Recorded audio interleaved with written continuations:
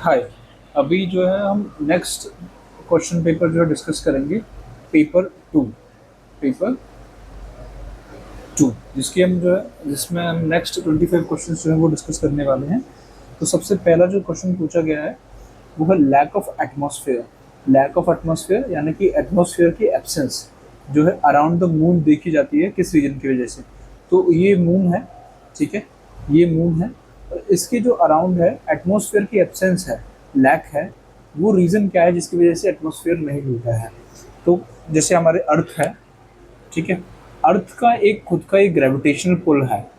अब इसका gravitational pull इतना स्ट्रॉन्ग है, स्ट्रॉन्ग इनफ है, और इसके जो पार्टिकल्स जो हैं, इसके अंदर जो एयर मॉलिक्यूल्स हैं, एयर मॉलिक्यूल्स जो हैं, उनकी जो एस्केप वेलोसिटी है वो इतनी ज़्यादा नहीं है, क्योंकि फिर वो और ग्रेविटेशनल पुल से जो है वो अट्रैक्ट रहते हैं एटमॉस्फेयर के अंदर।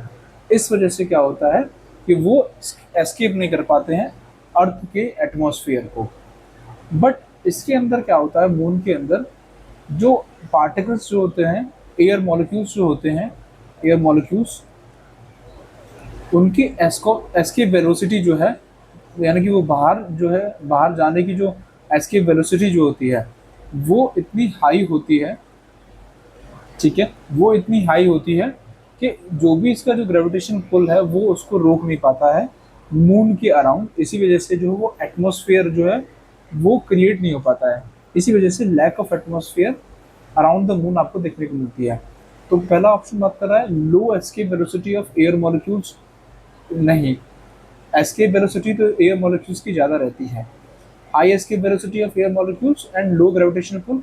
ग्रेविटेशनल पुल भी ऐसा आपको लो देखने को नहीं मिलता, बट जो ओनली रीजन जो है वो है हाई एस्केप वेलोसिटी है।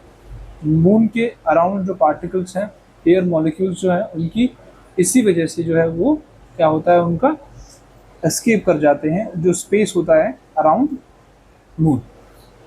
नेक्स्ट ऑप्शन देखते हैं। क्वेश्चन बोल रहा है विच one of among the following covers the highest percentage of forest area in the world. तो ये फॉरेस्टेड एरिया है temperate coniferous forest, temperate deciduous forest, tropical monsoon forest and tropical rain forest. तो दो दो areas हैं, tropical and temperate, उन दोनों की बात करी गई है। तो इस तरीके से अगर हमारा ग्लोब है तो ग्लोब में ये जो है वो ट्रॉपिक ऑफ कैंसर है, ये जो है इक्वेटर है, ठीक है, ये ट्रॉपिक ऑफ कैंसर है TOC, और ये ट्रॉपिक ऑफ कैप्रिकॉन है, ठीक है। ये ऊपर जो है इसके बियॉन्ड जो है वो पोलर एरियाज है और टेम्परेट रीजन है, टेम्परेट रीजन, और ये वाला जो रीजन है वो ट्रॉपिकल रीजन है। तो सिंपली ये बात कर रहा है कि जो टेम्परेट कॉनिफरस फॉरेस्ट जो होते हैं यानी कि हाइट्स पे होते हैं, और टेम्परेट डेसिडियस, डेसिडियस यानी कि ऐसे प्लांट्स जो कि एक सीजन में आके अपनी जो है लीव्स गिरा देते हैं, अपनी जो पत्ती गिरा देते हैं, ठीक है, वो एवरग्रीन नहीं होते हैं, हमेशा हरे भरे नहीं रहते डेसिडियस में, ठीक। ट्रॉपिकल मानसून फॉरेस्ट जैसे इंडिया में देखने को मिलते हैं, मानसून फॉरेस्ट जो है वेस्टर्न घाट्स में देखने को मिलते हैं आपको। ट्रॉपिकल रेन फॉरेस्ट भी आपको देखने को मिलते हैं, evergreen forest north east India के अंदर देखने को मिलते हैं, अंडमान एंड निकोबार आइलैंड्स के अंदर देखने को मिलते हैं। बेसिकली आपको ये जो है इधर देखने को मिलेंगे जहाँ पे एवरग्रीन होगा, हर हर मौसम में सदाबहार मौसम बने रहेंगे, ठीक है। अब सिंपल ये पूछा है कि ऐसा कौन से फॉरेस्ट एरिया है, और ऐसा इनमें से ऐसा कौन सा फॉरेस्ट है जिसका हाईएस्ट परसेंटेज है फॉरेस्ट एरिया के अंदर वर्ल्ड के अंदर, ठीक है। तो इसमें टेम्परेट कॉनिफरस फॉरेस्ट जो टेम्परेट रीजन के अंदर जो मिलते हैं, और जो कॉनिफरस होते हैं, कॉनिफरस होते हैं, वो सबसे ज़्यादा आपको देखने को मिलेंगे, ठीक है। और बेसिकली जो अगर इसके अंदर एक और ऑप्शन होता है ताइगा, ताइगा जो है इससे भी ऊपर मिलता है ताइगा, और उसको हम बोल देते हैं बोरियल फॉरेस्ट, बोरियल फॉरेस्ट, वो सबसे ज़्यादा जो है हाई, ये जो है नदर्न हेमिस्फीयर के अंदर हाई अल्टीट्यूड पर मिलते हैं, हाई अल्टीट्यूड यानी कि हाई हाइट्स पर, ठीक है। तो टाइगा और बोरियल फॉरेस्ट, जो कि टेम्परेट रीजन के अंदर ही मिलते हैं और उसके ऊपर मिलते हैं, इस रीजन के और उसके ऊपर जो है मिलते हैं आपको। वो फॉरेस्ट जो हैं वो सबसे ज़्यादा परसेंटेज होल्ड करते हैं वर्ल्ड के अंदर in terms of forest areas percentage. ठीक है, तो इसका आंसर जो है इनमें से ए हो जाएगा। क्वेश्चन नेक्स्ट देखते हैं, पूछा गया है कंसीडर द फॉलोइंग स्टेटमेंट्स और consider the following characteristics of the plateau. Plateau की कैरेक्टरिस्टिक्स कंसीडर करनी है हमें। ठीक है, प्लेट्यू कौन से दे रखे हैं नीचे, डूम्ड शेप्ड प्लेट्यू, डूम्ड यानी कि इस तरीके से, कॉन्टिनेंटल यानी कि कॉन्टिनेंटल प्लेट्यूज जो कॉन्टिनेंट्स पे रहते हैं, जैसे कि इंडिया के अंदर डेक्कन प्लेट्यू हो गया, इंडियन सब कॉन्टिनेंट पे आपको देखने को मिलेगा। वॉल्केनिक प्लेट्यूज हो गए जो कि वॉल्केनिक इरप्शन से जो है उनका फॉर्मेशन हुआ था। पीडमोंट प्लेट्यूज हो गए जो कि सेकंड, सो पीडमोंट प्लेट्यूज होते हैं किसी माउंटेन के, जैसे माउंटेन रेंज है और उसके जो फुट हिल्स रहते हैं अक्सर उस एरिया के अंदर आपको कभी कभी देखने को मिलते हैं। अब हमसे पूछा गया है कुछ कैरेक्टरिस्टिक फीचर्स दे रखी हैं, जैसे कि oldest of all the plateaus, इन चारों में से सबसे ओल्डेस्ट प्लेट्यू जो कौन सा है। दूसरा, वेरी एक्सटेंसिव यानी कि एरिया में जो है सबसे लार्ज कौन सा है।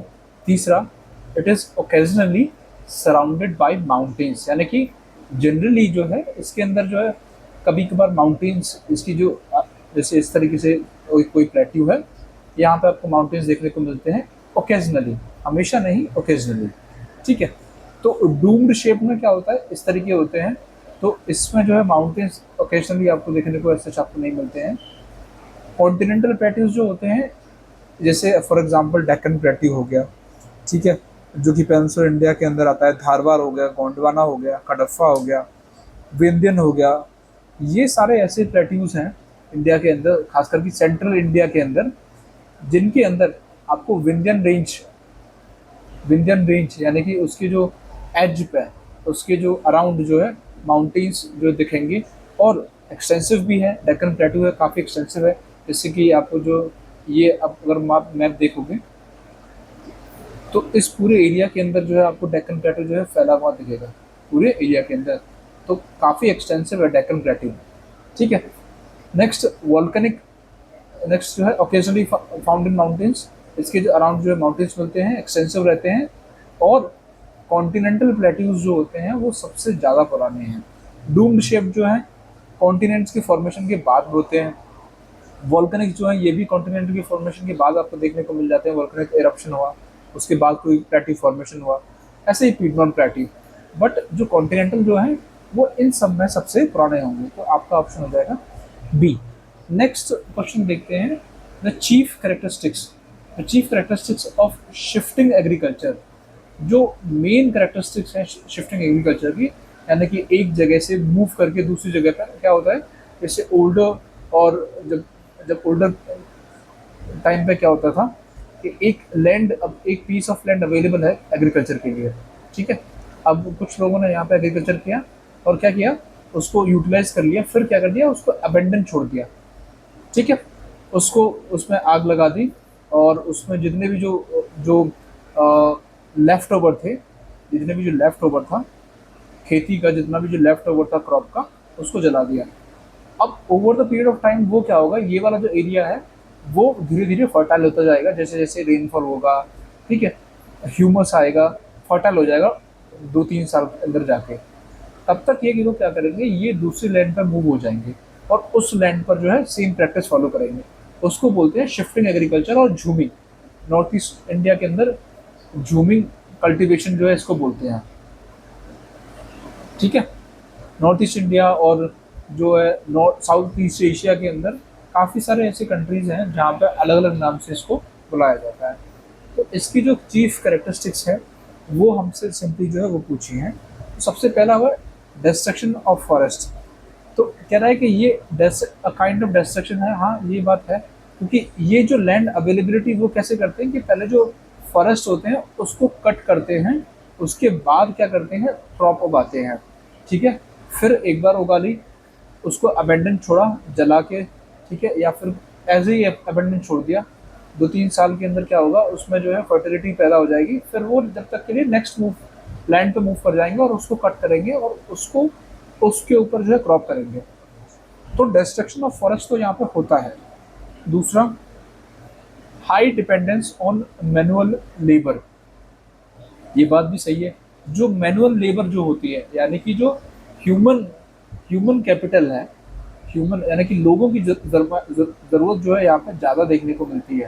यहाँ पे मशीनरी नहीं होती, यहाँ पे जो है पेड़ काटे जाते हैं मैनुअली, हाथों से। ठीक है, अभी तो जो है अक्सर आपको जो है ट्राइब्समैन जो है वो दिखेंगे, ये शिफ्टिंग कल्टीवेशन और झूमिंग कल्टीवेशन करते हुए। तो ये है कि जो हाई डिपेंडेंस है मैनुअल लेबर की इसके अंदर। तो फर्स्ट एंड सेकंड दोनों ठीक है।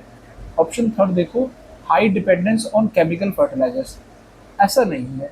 जूमिंग कल्टीवेशन और शिफ्टिंग कल्टीवेशन के अंदर केमिकल फर्टिलाइजर्स का यूज़ होता ही नहीं है। वो एक बार यूज़ करके क्या करते हैं, वो नेक्स्ट प्लेस पे मूव हो जाते हैं और उसको यूज़ करते हैं, और पुरानी वाले प्लेस को अबेंडन छोड़ देते हैं जला वगैरह करके, ताकि उसको टाइम मिल जाए फर्टिलाइज होने का।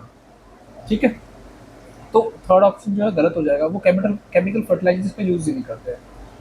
नेक्स्ट देखो fourth option, rotation of areas rather than crops, एकदम सही बात है। वो एरियाज को रोटेट करते हैं ना कि क्रॉप्स को। ठीक है, वो क्या करते हैं, एरियाज को रोटेट करते हैं ना कि क्रॉप्स को। तो फर्स्ट सेकंड एंड फोर्थ ये चार आपके जो है सही ऑप्शन हो जाएंगे, आपका आंसर नंबर जी हो जाएगा। क्वेश्चन नेक्स्ट पे देखते हैं, पूछा गया है what is the order of arrival of seismic waves at the seismograph. जो हमारा सिस्मोग्राफ होता है, जहाँ से हम जो है अर्थक्वेक की इंटेंसिटी जो है वो मेजर करते हैं, जो पी वेव्स रहती हैं, एस वेव रहती हैं, बॉडी वेव्स रहती हैं, कि कौन सी वेव्स जो है किस इंटेंसिटी से आ रही है, और उसका जो है रिजल्ट क्या रहेगा अर्थक्वेक का। ठीक है, किस लेवल का रहेगा, लेवल 4 रहेगा, लेवल 3 रहेगा, लेवल 2 रहेगा। ठीक है, वो इंटेंसिटी मेजर करती हैं ये जो वेव्स रहती हैं, S wave and P waves, S and P waves mainly. ठीक है, पी वेव्स जो रहती हैं ये दोनों जो है बॉडी वेव्स का ही टाइप है, बॉडी वेव्स का ही टाइप है। पी वेव्स में क्या होता है, ये नॉर्मली जो वो सबसे पहले जो है अर्थक्वेक का जो है सिंबल देती हैं सिस्मोग्राफ पर। ये first waves to come to the earth. तो अर्थक्वेक क्या होता है, अर्थ के अंदर एक उसका एपिसेंटर होता है। ठीक है, मान लो यहाँ पर जो है वो डेवलप हुआ।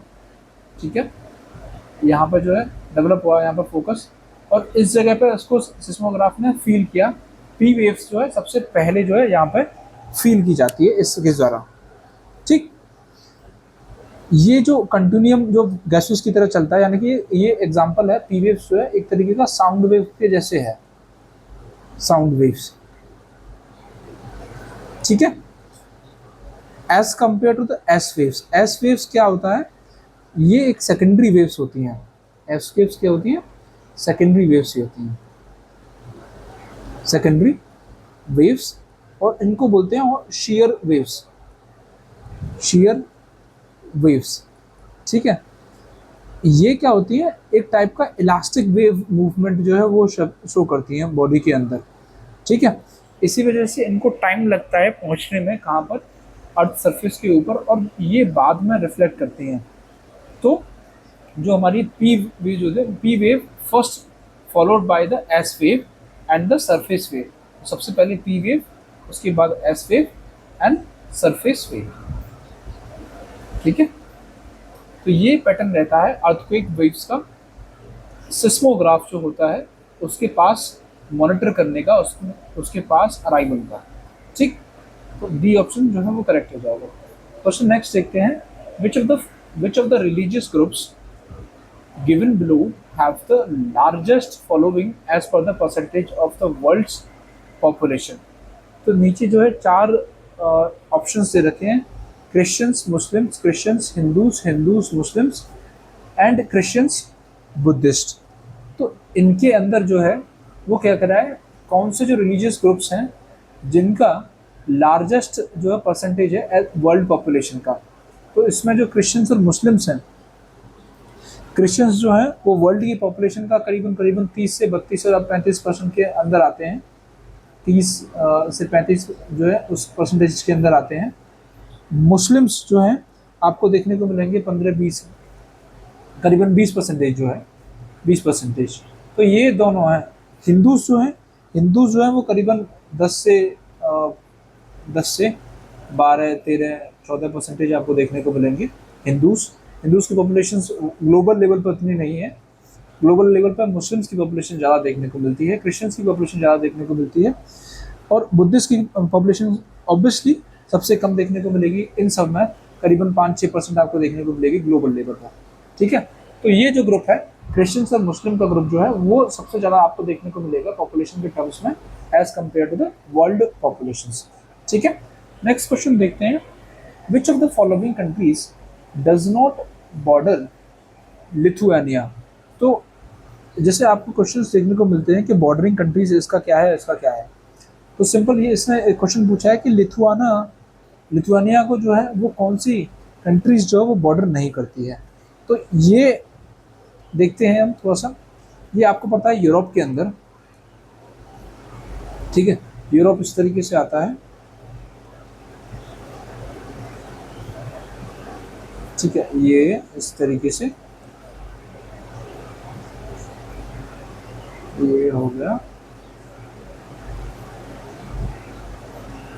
ठीक है, ये अपना इंडिया हो गया, ये अफ्रीका हो गया। ठीक है, ये आपका हो गया यूरोप, ये आपका हो गया एशिया। ठीक है, तो क्या पूछ रहा है कि जो लिथुआनिया है वो किस कंट्री को बॉर्डर नहीं करता है। तो 4 ऑप्शन है, Poland, Ukraine, North Sea and Belarus. ठीक है, तो 4 ऑप्शन दे रखा है।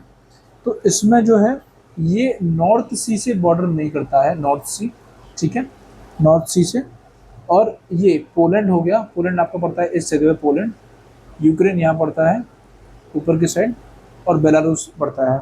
ठीक है, तो ये जो है अपना जो है बॉर्डर इनसे शेयर करता है।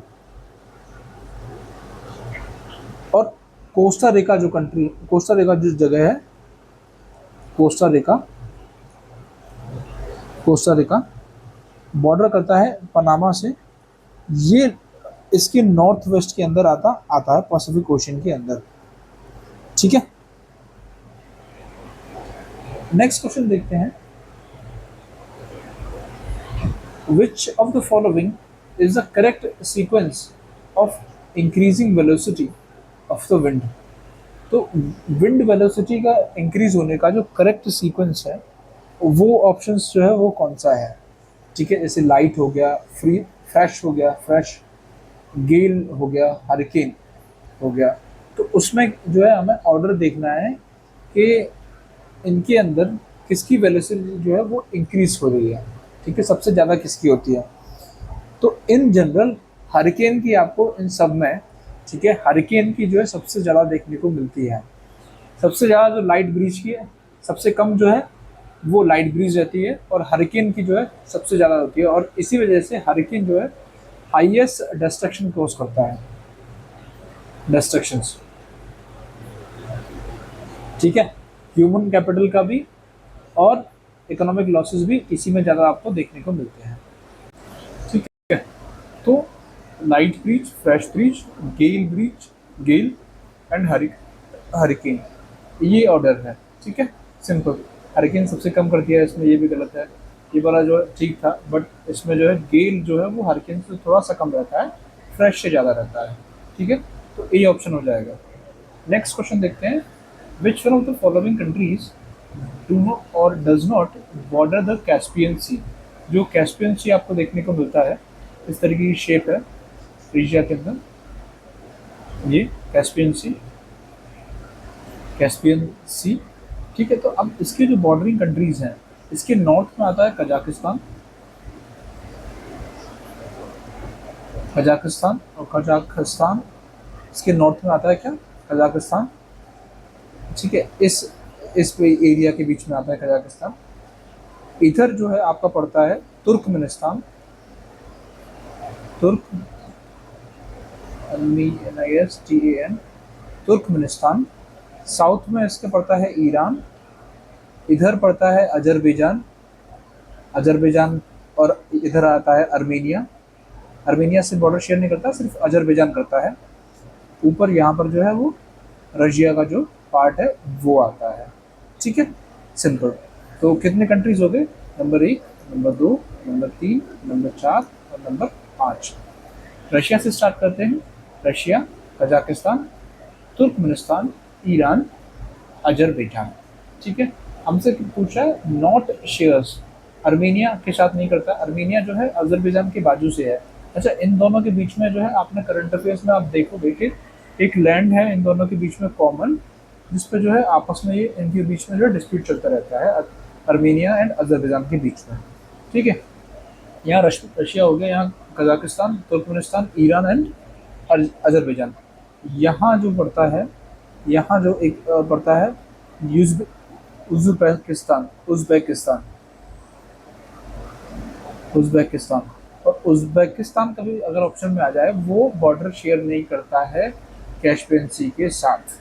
ठीक है, उज़्बेकिस्तान जो है वो बॉर्डर नहीं शेयर करता है कैस्पियन सी के साथ। ठीक, तो 5 इन टोटल कंट्रीज हैं जो कि कैस्पियन सी के अंदर देखें। इसमें से अर्मेनिया नहीं है, अजरबैजान है, अजरबैजान बाकू जिसकी कैपिटल है। तुर्कमेनिस्तान यहाँ पर आ गया, कजाकिस्तान इसके नॉर्थ में आ गया, साउथ में ईरान हो गया और इधर रशिया हो गया। ठीक, नेक्स्ट क्वेश्चन देखते हैं। इसमें क्या पूछा है? Secondary circulation at atmosphere consist of polar easterlies, temperate cyclones, mountain winds, monsoon, sea breezes.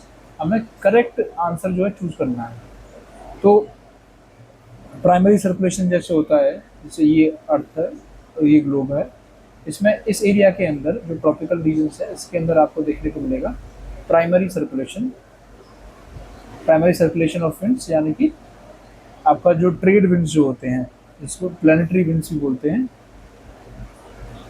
Planetary और ट्रेड विंड्स, ट्रेड विंड्स। ठीक है, वो सेकेंडरी सर्कुलेशन जो विंड टाइप में जो होते हैं, विंड्स टाइप जो होते हैं, प्लानिटरी विंड्स वगैरह जो होते हैं वो। और जो सेकेंडरी सर्कुलेशन क्या होते हैं, जैसे साइक्लोन्स हो गए, एंटी साइक्लोन्स हो गए, ये सब आते हैं सेकेंडरी सर्कुलेशन के अंदर। सेकेंडरी सर्कुलेशन के अंदर क्या आता है? साइक्लोन्स, आपको आ जाता है एंटी साइक्लोन्स। ठीक है, तो साइक्लोन की जो विंड रहती है वो एंटी साइक्लोन हो गया, साथ में मॉनसून हो गया, ये भी इसी के अंदर आता है। टर्शरी जो विंड रहती है वो रहती है लोकल विंड्स, लोकल विंड्स, जैसे कि लैंड एंड सी ब्रीच आपने देखी होगी। ठीक है, land and sea breeze, mountain and valley breeze, mountain and valley breeze, ये आपके आते हैं टर्शरी विंड सिस्टम के अंदर। प्राइमरी क्या होता है? जो प्लानिटरी विंड्स जो है, ठीक है, ट्रेड विंड्स वगैरह ये सारे जो है, पोलर विंड्स ये सब, और वेस्टर्लीज ये सब। ठीक है, इस तरीके से यहाँ पे आते हैं वेस्टर्लीज, ये भी इसी का पार्ट है, और इधर आते हैं पोलर ईस्टर्लीज। ठीक है, polar easterlies, westerlies, trade winds. ठीक है, तो प्राइमरी के अंदर ये तीनों के तीनों जो है, ट्रेड, वेस्टर्लीज, पोलर ईस्टर्लीज और पोलर विंड्स, ये तीनों के तीनों जो है आपको देखने को मिलेंगे। सेकेंडरी में क्या देखने को मिलेगा? साइक्लोन, एंटी साइक्लोन, मानसून का। टर्शियरी में क्या देखने को मिलेगा? लैंड एंड सी ब्रिजेस और माउंटेन एंड वैली ब्रिजेस। ठीक है, पोलर ईस्टर्लीज किसका पार्ट है? अब देखो पहला वाला ये पार्ट है आपका प्राइमरी का। ठीक है, तो इससे पूछा क्या है? सेकेंडरी। ओके, तो ये हमारा क्रॉस हो जाएगा। सेकेंड, टेम्परेट साइक्लोन्स, ये करेक्ट रहने वाला है, क्योंकि क्या है, हमने साइक्लोन्स और एंटी साइक्लोन्स दोनों का देखा, इसके अंदर ये आ जाएगा। सेकंड देखो, मॉनसून विंड्स, ये भी ठीक है, कि ये क्या बात कर रहा है कि जो मॉनसून वाली जो विंड है वो जो है इसके अंदर जो है आती है। नेक्स्ट दो, ये माउंटेन विंड्स है, सॉरी, जो माउंटेन विंड्स नहीं आती, ये मानसून विंड्स आती हैं। ठीक है, जैसे इंडिया के अंदर आपको साउथ वेस्ट मानसून रहता है, तो वो साउथ वेस्ट मानसून विंड्स भी बोलते हैं, वो आती हैं, माउंटेन विंड्स नहीं आती। माउंटेन्स और वैली ब्रीजेस, उसको ब्रीज बोलते हैं, वो नहीं आती है इसके अंदर, वो आती है टर्शरी के अंदर। ठीक है। माउंटेन और मानसून विंड्स जो है वो आती है इसके अंदर, सी ब्रिजेस नहीं आती इसके अंदर। माउंटेन हो या फिर वैली हो या फिर सी हो या फिर लैंड ब्रिज हो, ये आती हैं टर्शरी के अंदर। सेकेंडरी के अंदर cyclones, anti cyclones, monsoon winds. Primary के अंदर प्लानिटरी विंड्स, ये सारी जो है इसके अंदर आती हैं। Polar easterlies, trade winds, westerlies, ये सब इसके अंदर आती हैं। ठीक है, तो करेक्ट हमारा हो जाएगा जो सेकंड है वो ठीक है, और थर्ड जो है, फोर्थ जो है मानसून जो है वो ठीक है सिर्फ। ठीक है, नेक्स्ट देखते हैं, prime meridian passes through which of the following countries. जो प्राइम मेरिडियन है जिसकी बेसिस पे क्या होता है, टाइम डिसाइड होता है वो। ठीक है, सेकंड, तो एक ग्लोब जैसे हम बना लेते हैं, प्राइम मेरिडियन को ड्रॉ कर लेते हैं हम लाइन पर। ठीक है, इस तरीके से, और ये जो है 0 डिग्री लॉन्गिट्यूड है, 0 डिग्री लॉन्गिट्यूड। जो वर्टिकल लाइंस होते हैं उनको बोलते हैं लॉन्गिट्यूड्स, और जो हॉरिजॉन्टल होती हैं उनको बोलते हैं लैटिट्यूड्स। ठीक है, अब ये पास हो रही है यूके से, लंदन से। अब ये सिंपल सा सवाल है, prime meridian passes through which of the following countries. ठीक है, प्राइम मेरिडियन कहाँ कहाँ से गुजरती है, तो यहाँ पर फ्रांस पड़ता है, फ्रांस से गुजरती है, और स्पेन से गुजरती है। ठीक है, और साथ के साथ अल्जीरिया, अल्जीरिया और माली, माली अफ्रीका के अंदर, ये यूरोप के अंदर है। इन चारों जगह से होके ये गुजरती है प्राइम मेरिडियन, यानी कि 0 डिग्री लॉन्गिट्यूड। ठीक है, इसी के बेसिस पर जो है वो टाइम डिसाइड होता है। इसके जो अपोजिट जो होता है, यहाँ से जैसे टाइम मान लो यहाँ से प्लस होता है और इधर जाएंगे तो माइनस होता है। इसके अपोजिट जो है वो 180 डिग्री लॉन्गिट्यूड है, और उसको बोलते हैं international date line. International date line जो कि 180 डिग्री लॉन्गिट्यूड है, 0 डिग्री को नहीं बोलते, बट किसको बोलते हैं, इंटरनेशनल डेट लाइन 180 डिग्री को। तो इसका आंसर जो है वो फर्स्ट हो जाएगा। अभी हम नेक्स्ट क्वेश्चन देखते हैं। Next question, question number 12, the ground water can become confined between 2 impermeable levels. जो ग्राउंड वाटर है, 2 इम्परमिएबल, परमिएबल होता है यानी कि रिसना, पानी मान लो ये कोई लेयर है, पानी रिस के नीचे चला गया, वो होता है परमिएबल लेयर। इम्परमिएबल यानी कि पानी रिस नहीं रहा, वहाँ पर स्टोर हो गया। तो वो कह रहा है कि जो ग्राउंड वाटर जो है, it can become confined between 2 impermeable levels. इस तरीके से 2 इम्परमिएबल लेयर्स में कन्फाइंड हो गया, जमा हो गया। This type of enclosed water, इस तरीके का जो पानी जो है दो इम्परमिएबल लेयर्स के बीच में जो जमा हो जाता है, उसको क्या बोलते हैं। तो सिंपल उसको जो है आर्टिशियन उसको बोलते हैं, आर्टिशियन एक्विफर। एक्विफर होता है जहाँ पे पानी का रिजर्व मिलते हैं, PQUI एक्विफर। तो आर्टिशियन एक्विफर जो होता है, ये एक कन्फाइंड एक्विफर होता है जिसके अंदर आपको ग्राउंड वाटर मिलता है। ठीक है, और वो 2 इम्परमिएबल लेयर्स के बीच में आपको जमा हुआ दिखता है। ठीक है, ये जो है वाटर लेवल को जो है कुएं के अंदर जो है, वेल के अंदर जो है वो बढ़ाता है। ठीक है, जहाँ से आप जो है पानी वगैरह निकालते हो। ठीक, सिंपल सा आर्टिशियन। नेक्स्ट देखते हैं, examine the following statement and select the correct answer using the codes given below. ठीक है, तो नीचे जो है 4 स्टेटमेंट दे रखे हैं और उनमें से जो है सही निकालना है। Examine the following statements and select the correct answer using the codes given below. Simple, हमें देख रहे हैं 4 ऑप्शन दे रखे हैं, उनमें से जो है हमें करेक्ट जो है वो चूज करना है। दे रखा है most of the tropical cyclones are circular in shape. ये बात तो सही है, जो साइक्लोन्स जो होते हैं ट्रॉपिक्स के अंदर आते हैं, वो उनकी जो शेप जो होती है वो इस तरीके से होती है, सर्कुलर शेप होती है। Second, most of the tropical cyclones originate on the western margins of the oceans. जो ज़्यादातर जो ट्रॉपिकल साइक्लोन्स जो होते हैं ओशियंस के वेस्टर्न मार्जिन्स पे होते हैं। जैसे मैं आपको एग्जांपल देता हूँ, ये इंडिया है, ठीक है, ठीक है। अब ये जो है आपका बे ऑफ बंगाल है, अब यहाँ पे आपको ट्रॉपिकल साइक्लोन्स देखने को मिलते हैं इस एरिया के अंदर, और वो इस तरीके से घूम के आते हैं और इस ओडिशा रीजन को और यहाँ से जो झारखंड छत्तीसगढ़ रीजन को, इस रीजन को इम्पैक्ट करते हैं ये साइक्लोन्स हर साल। तो ये एक तरीके से अगर इसको ओशन माने एक बड़ा, ये बे ऑफ बंगाल है फॉर एग्जाम्पल के लिए ले रहे हैं, तो ओशियन का वेस्टर्न मार्जिन हो गया, बट कॉन्टिनेंट का कौन सा मार्जिन हो गया, ईस्टर्न मार्जिन। इसमें जो है सवाल आता है और कंफ्यूजन होती है, ठीक है। तो कॉन्टिनेंट के ईस्टर्न मार्जिन पे होते हैं पैदा, और ओशियंस के वेस्टर्न मार्जिन पर होते हैं, ठीक है। तीसरा देखो, the release of latent heat helps in the rotation of the tropical cyclone. जितनी भी लेटेंट हीट जो है वो प्रोड्यूस हो रही है, उसकी वजह से जो क्या हो रहा है, वो रोटेशन जो है इसके अंदर पैदा हो रहा है, ठीक है, ये बात भी ठीक है। Next, the highest velocity of the winds is observe in the I of the cycle. ये बात गलत है। जो इसकी ये जो सेंटर एरिया जो है इसको बोलते हैं आई ऑफ द साइक्लोन, जी ठीक है, इसको। और इसके अंदर आपको क्या दिखता है, इसके अंदर लार्जली आपको जो है एज सच विंड मूवमेंट इतना दिखता ही नहीं है, ऑलमोस्ट बहुत कम दिखता है, ठीक है, रेयरली जो है आपको इसके अंदर आपको देखने को मिलता है, ठीक। तो ये जो है फोर्थ जो है गलत हो जाएगा, तो आपके आंसर हो जाएंगे first, second and third.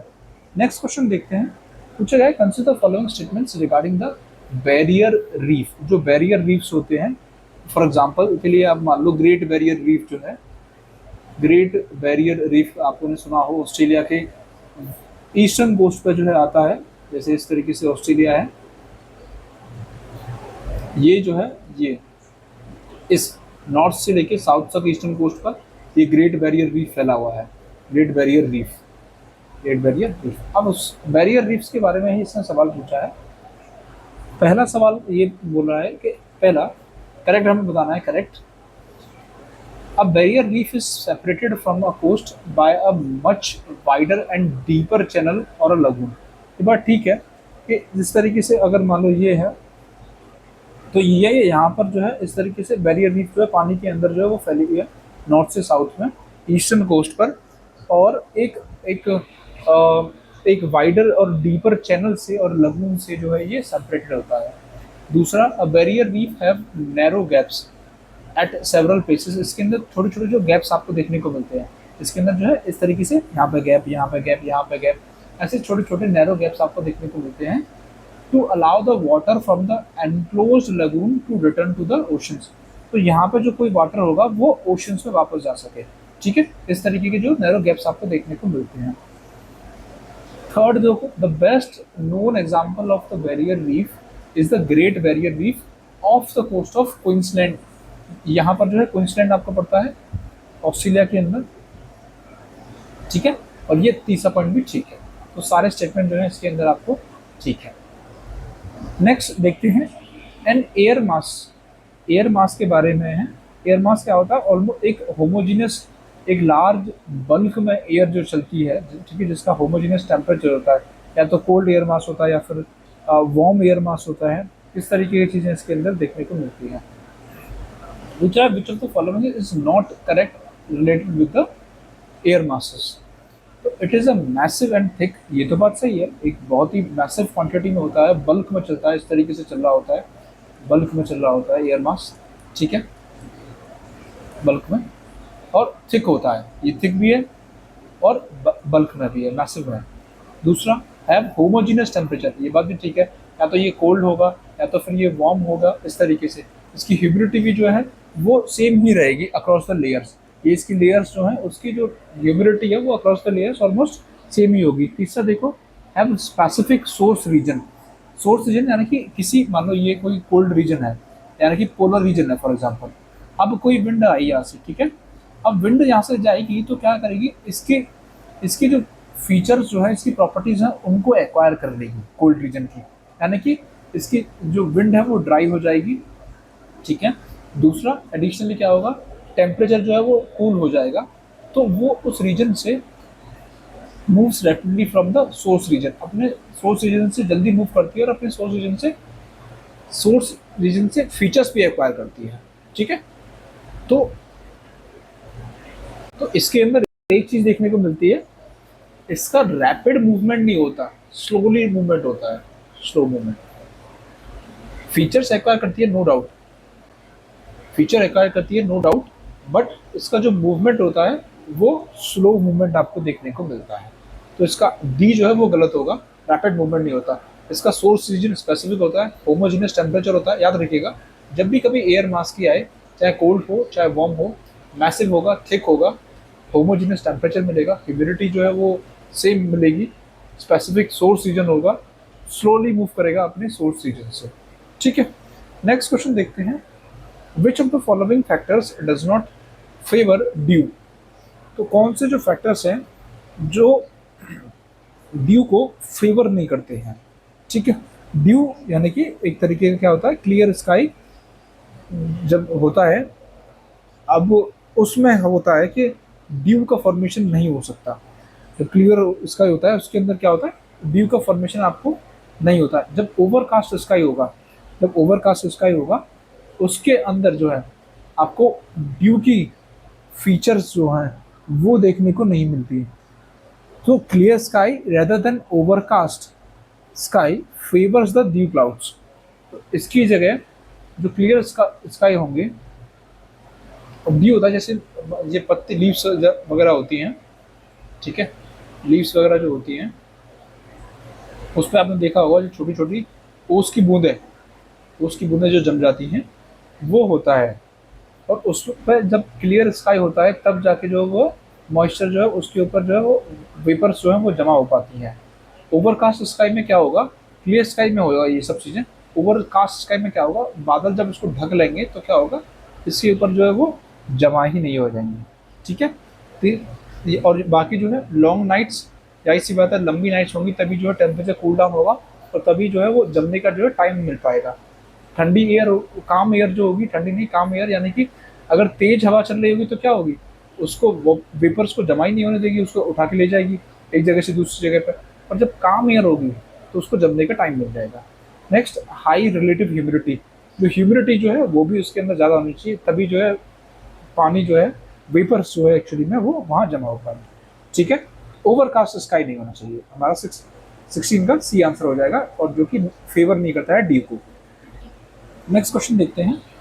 Question number 17 बात कर रहा है which of the following pairs are not correctly match. कौन से जो पेयर्स हैं वो करेक्टली मैच नहीं है?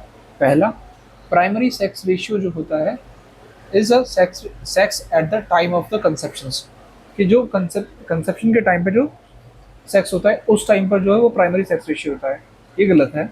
सेकेंडरी जो है वो बात कर रहा है कि eight the time of birth, जो बर्थ के टाइम पर होता है वो होता है। और टर्शरी जो होता है वो होता है at the time of enumeration. और लास्ट में जो है इम्बैलेंस्ड, वो होता है वर्कर्स के बीच में। ठीक है, वो होता है वर्कर्स के बीच में।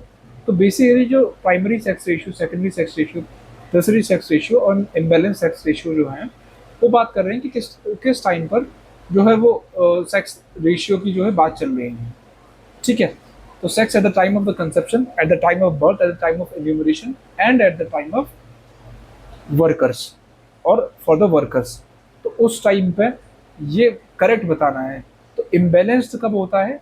जब बिटवीन द वर्कर्स होता है। तो जनरली क्या होता है, वर्कर्स की टेंडेंसी होती है कि आप ज़्यादा लेबर प्रोड्यूस करो, ज़्यादा लेबर करोगे तो क्या होगा, घर में इनकम सोर्स ज़्यादा आएंगे, इनकम सोर्स ज़्यादा आएंगे तो उनकी क्वालिटी ऑफ लाइफ इंप्रूव होगी। ये उनका मिसकंसेप्शन है, इसकी वजह से जो है इनबैलेंस रेशियो जो है वो पैदा होता है। तो फोर्थ ऑप्शन ठीक है। टर्शरी में जो है ये इसने बात करी है कि eight the time of enumeration ऐसा नहीं होता है। टर्शरी में क्या होता है, ratio is sexually active organisms, sexually active organisms के बीच में जो होता है, ठीक है, वो होता है टर्शरी। सेकेंडरी होता है at the time of birth, ये बात ठीक है, दूसरा ठीक है और फोर्थ ठीक है, दूसरा ठीक है, फोर्थ ठीक है, दूसरा ठीक है, फोर्थ ठीक है, दूसरा नहीं है इसके अंदर हटा दो, दूसरा ठीक है, फोर्थ नहीं है इसके अंदर हटा दो, ये दो बचे। अब प्राइमरी सेक्स रेशियो जो होता है वो होता है ratio at the fertilisation, ratio जो फर्टिलाइजेशन के टाइम पे जो होता है एट फर्टिलाइजेशन, वो होता है primary sex ratio. Secondary sex ratio होता है सेक्सुअली एक्टिव जो ऑर्गेनिजम्स जो होते हैं उनके बीच में। और लास्ट का जो होता है टर्शरी, वो हमने टर्शरी देखा हमने, ये सेकेंडरी होता है बर्थ के टाइम पर, सेकेंडरी होता है बर्थ के टाइम पर, टर्शरी होता है एट द टाइम ऑफ और in between the sexually active organisms, SAO, sexually active organisms, वो होता है टर्शरी। सेकेंडरी होता है बर्थ के टाइम पर, प्राइमरी होता है एट द टाइम ऑफ और at the, it is a kind of ratio of fertilisation. ठीक है, तो ऑप्शन सी जो है वो ठीक हो जाएगा। नेक्स्ट देखेंगे कोरियोलिस इफेक्ट जो होता है। ठीक है, कोरियोलिस इफेक्ट जो है जो कि सेंटर पे लगता है, वो कोरियोलिस इफेक्ट जो है उसके बारे में, it is produced by which phenomena.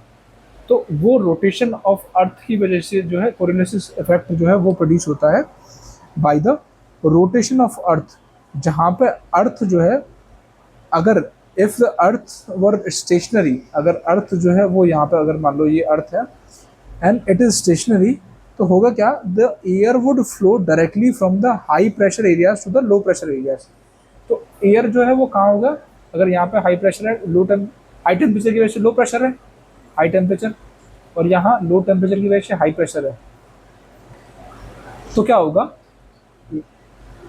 Air हमेशा हाई प्रेशर से लो प्रेशर की ओर मूव करती है। अगर हम अर्थ को फिक्स माने तो क्या होगा, यहाँ से विंड यहाँ मूव होगी, बट ऐसा तो नहीं है कि अगर ऐसा होने लगा तो क्या होगा कि सारे एरियाज के अंदर जो है कूलर एरियाज ही मिलेंगे, सब ठंडा ही ठंडा हो जाएगा।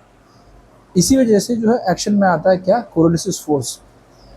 और इसकी वजह से क्या होता है, एक और इसके, अर्थ इज नॉट स्टेशनरी, एक और बात, ठीक है, अर्थ जो है स्टेशनरी नहीं है, और उसके जो मूवमेंट की वजह से जो है वो क्या होता है, कोरियोलिस फोर्स होती है, और उससे जो है डिफ्लेक्शन भी होता है, किसका, जो ये विंड्स जो होती हैं।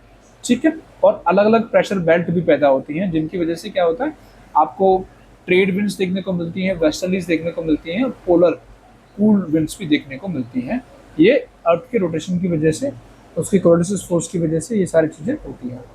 नेक्स्ट क्वेश्चन देखते हैं, विच और with which of the following pressure belts are the horse latitudes associated. किन प्रेशर बेल्ट के साथ जो है हॉर्स लैटिट्यूड जो है वो एसोसिएट है। ठीक है, तो प्रेशर बेल्ट होती है सिंपली जो, ये अगर ये इक्वेटर है आपका 0 डिग्री लैटिट्यूड और इक्वेटर, ठीक है, ये आपका ट्रॉपिकल हो गया, ये आपका सब ट्रॉपिक्स हो गया, यहाँ पे पोलर है और ट्रेड विंड्स हो गई, अब यहाँ पर ट्रेड विंड्स हो गई, यहाँ पे हो गई वेस्टर्लीज, यहाँ पे होगी पोलर। अब वो कह रहा है जो वेस्टर्लीज, ये जो हॉर्स लैटिट्यूड्स जो होते हैं, प्रेशर बेल्ट, ये हॉर्स लैटिट्यूड्स ये आते हैं, इसके अंदर ये आते हैं वेस्टर्न और वेस्टर्लीज के अंदर। ठीक है, वेस्ट मूविंग विंड्स और वेस्टर्लीज के अंदर। ठीक है, उधर ये आते हैं प्रेशर बेल्ट्स जो कि हॉर्स लैटिट्यूड से एसोसिएटेड हैं। लार्जली आपको ये सदर्न हेमिस्फीयर के अंदर आपको देखने को मिलेंगे इधर।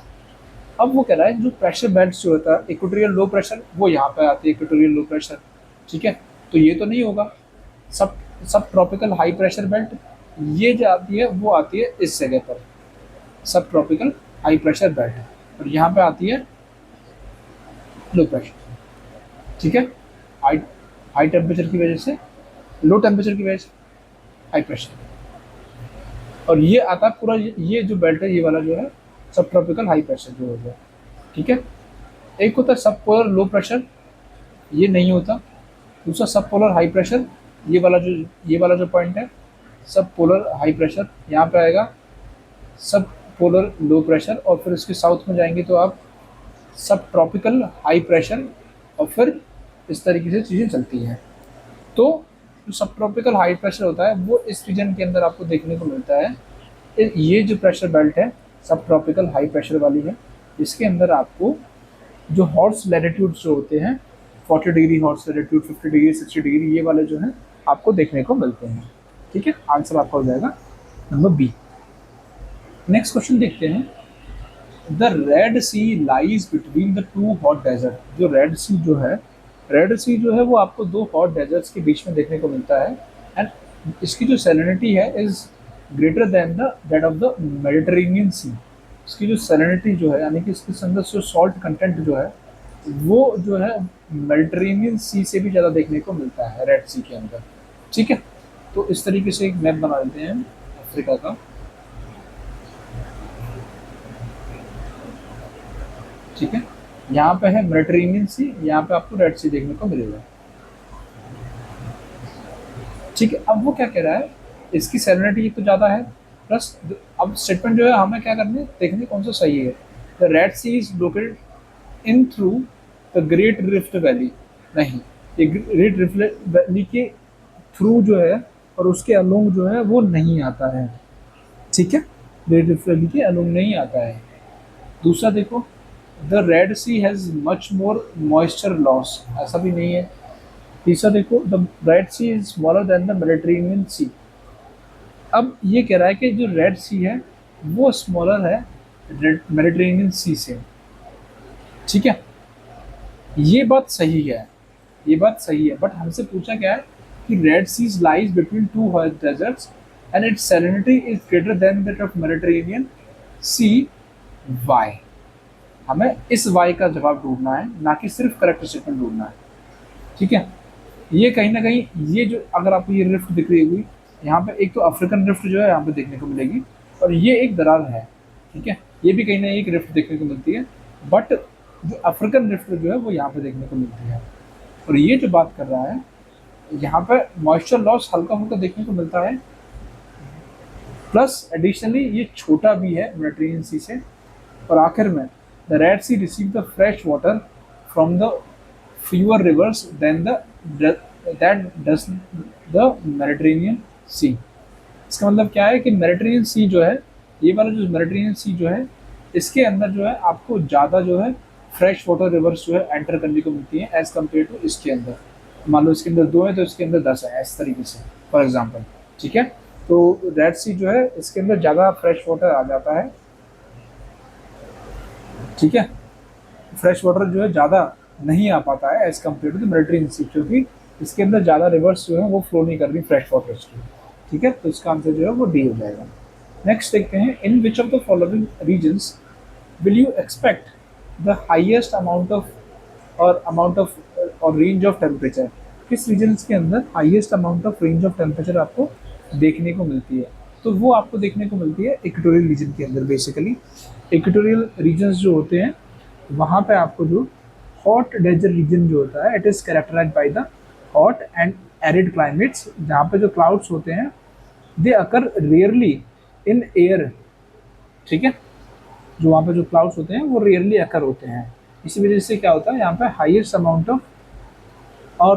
Amount of range of temperature आपको देखने को मिलती है। ठीक है, इस रीजन के अंदर, इक्वेटोरियल रीजन के अंदर। ठीक, नेक्स्ट देखो, पूछ रहा है latitude is the angular distance of a point. Latitude क्या होती है? लेटी हुई horizontal lines on the globe, lines on globe.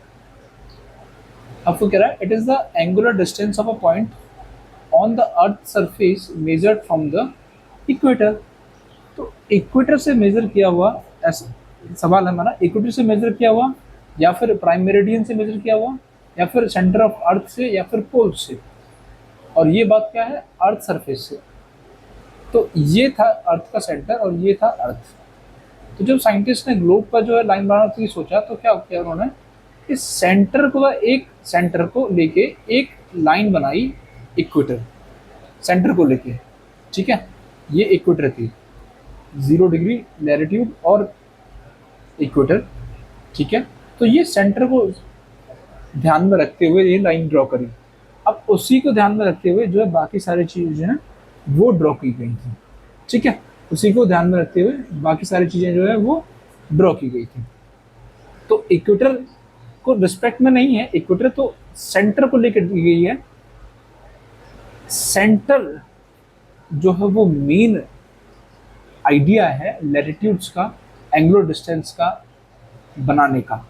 ठीक है, दो हमें अपीयर होता है कि जो इक्वेटर से लेके इस तरीके से बना दी गई है वो सारी जो है वो इक्वेटर से जो है इस तरीके से बना दी गई हैं, बट एक्चुअली में जो एंगुलर डिस्टेंस जो होता है of a point of earth surface which is measured from the earth और the earth centre of earth. ठीक है, उसका आंसर हो जाएगा सी। नेक्स्ट क्वेश्चन देखते हैं, which of the following region is known as the big game theory. तो किस रीजन को, बिग कंट्री एक्चुअली में, जो बिग गेम कंट्रीज जो हैं वो किन कंट्रीज को बोला जाता है? जो ट्रॉपिकल ग्रासलैंड्स हैं उनको एक्चुअली बोला जाता है। डायरेक्टली बात करें तो जो भी ट्रॉपिकल ग्रासलैंड्स हैं, जैसे कि सवानाज हो गए अफ्रीका के, सवानाज हो गए अफ्रीका के, ठीक है। सवाना एक ट्रॉपिकल ग्रासलैंड्स है जो कि अफ्रीका के अंदर आपको देखने को मिलेगा। इसको is known as a big game theory, इसको एक बिग गेम थ्योरी के नाम से भी जाना जाता है। नेक्स्ट क्वेश्चन देखते हैं, कंसिडर फॉलोइंग स्टेटमेंट्स, और उसके अंदर में क्या बताना है? उसके अंदर में बताना है करेक्ट स्टेटमेंट जो है वो बताना है कौन सा है। बोला most of the weather phenomena are associated with the stratosphere. ऐसा कुछ नहीं है, जो most of the weather phenomena है वो ट्रोपोस्फियर के अंदर ही है, ठीक है। ये जो है स्टेटमेंट गलत है। दूसरा देखो, lower part of the stratosphere, और आपको स्ट्रेटोस्फीयर के अंदर ही ऑलमोस्ट सारा जो एटमॉस्फेयर भी देखने को मिलेगा। दूसरा, lower part of the stratosphere is ozonosphere, ये बात भी सही है। ओजोन जो लेयर जो है, ओजोन लेयर आपको देखने को मिलती है स्ट्रेटोस्फीयर के अंदर। ओजोन लेयर कहाँ पर देखने को मिलती है? स्ट्रेटोस्फीयर के अंदर देखने को मिलती है आपको ओजोन लेयर, और उसके जो है स्ट्रेटोस्फीयर के लोअर पार्ट में आपको देखने को मिलेगी। तो आपका जो है आंसर सिर्फ और सिर्फ बी ठीक होगा, ए गलत है। नेक्स्ट देखते हैं, which of the following is true about river deposition. River deposition के बारे में जो है वो हमें सही बताना है कि कौन सा जो है point first, second and third में से सही है। पहला देखो, रिवर डिपोजिशन यानी कि मान लो ये माउंटेन से जो है रिवर आ रही है, अपने साथ सेडिमेंट लेके आई और अपने साथ काट काट के सेडिमेंट्स लेके जाती है और यहाँ पे जाके उसने डिपॉजिट कर दिया, इसको बोलते हैं रिवर डिपोजिशन, ठीक है। तो वो हो गया डिपॉजिट्स यानी कि डिपोजिशंस। पहला उत्तर है deposition takes place when a river has a insufficient water to transport और इट्स लोड। अब जैसे जैसे इसका मेन कोर्स बढ़ता है तो क्या होता है, इसके पास सफिशिएंट एनर्जी नहीं बचती, एनर्जी जो है वो कम होती है, यानी कि वाटर जो है वो कम होता है, और उसकी वजह से क्या होता है, इसके जो डिपॉजिट्स जो होते हैं वो यहाँ पर जमा होने लगा देते हैं। तो ये बात तो सही है। दूसरा, large particles are deposited first, जाहिर सी बात है, जब यहाँ से बड़े बड़े पत्थर जो आ रहे होंगे वो तो पहले डिपॉजिट हो जाएंगे और छोटे छोटे जो होंगे वो बाद में होंगे। तीसरा, deposition will occur when the spread of a river is reduced. जैसे ही जो स्प्रेड जो होता है रिवर का, ठीक है, वो घट जाएगा, ये कह रहा है जैसे ही जो स्प्रेड जो होता है वो घट जाएगा, उसी की जो है धीरे धीरे क्या होगा, स्लो डाउन होगा एनर्जी का, और इसके जो रिडक्शन में हो जाएगा स्पीड में, और रिवर जो है वो सी से मिलने वाली होगी, यहाँ पर सी से मिलने वाली होगी, तभी क्या होगा, डिपोजिशन जो है वो हो जाएगा। जब स्पीड जो है वो कम हो जाएगी रिवर की, प्लस लार्ज पार्टिकल पहले जमा होंगे, प्लस डिपोजिशन कब होगा, जब इनसफिशिएंट वाटर होगा ट्रांसपोर्ट करने के लिए, ठीक है। तब ये सारी कंडीशन अप्लाई होती हैं रिवर डिपोजिशन के केस में, ठीक है। आई होप आपको ये चीज़ें समझ में आई होंगी। 25 क्वेश्चन से आपने और भी क्वेश्चंस को सही करने की चीज़ें जो है याद करी होंगी। नोट्स बनाइएगा ज़रूर, एक प्लेन शीट लीजिएगा, उसमें लेफ्ट राइट में जो छोटे छोटे सिनॉप्सिस करके नोट्स बनाइएगा। वीडियोस पसंद आए तो प्लीज़ लाइक करिएगा, चैनल को सब्सक्राइब कर दीजिएगा, अपने दोस्तों के साथ ज़्यादा से ज़्यादा शेयर करिएगा। Have a good day, we will see you in the next video.